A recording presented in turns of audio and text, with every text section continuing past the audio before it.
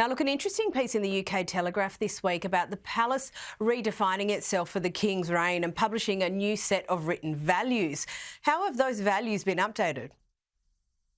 So the new values that have been published by the palace have included things like staying curious and trying to shape a better world. Really kind of fluffier, more almost entrepreneurial and ambitious language. But I think it keeps in line with the kind of change, fairly radical change that the king has always said he wants to undergo, which is slimming down the royal family. So they're going to focus on the core members of the royal family and try and exploit what they do to the max, trying to get them.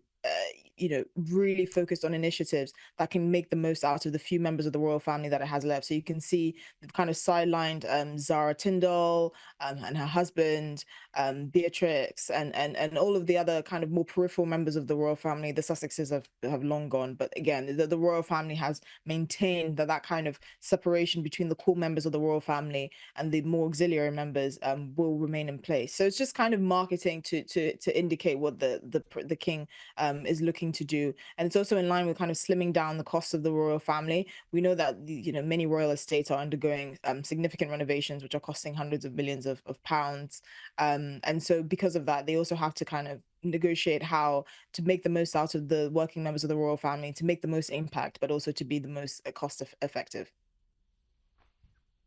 Now, I've only got a little less than a minute for you, but the New York Times had an interesting piece this week about the royal finances and the revenue that they receive from offshore wind farms and the like. Can you run us through this? Yeah, so the royal so the land on the sort of Crown Estates that is sort of for underwater seabeds have received a boost because the government has decided to commission more offshore wind farms. So that has contributed to rising profits in the sort of the Crown Estate. Now the actual royal family only gets about 12% of in terms of the sovereign grant, so the profits that is made from the Crown Estate, and the rest, I believe 88% of it, goes to the government to use for the public interest, as it's called. So that's why they're seeing a revenue boost. Also, tourism for for the royal households have returned to pre-COVID levels. So that's also given a boost to the royal finances, which is why you're seeing a bit of a pay rise for the king and the royal family to conduct their activities. Esther Krakue, as always, thank you so much for joining us.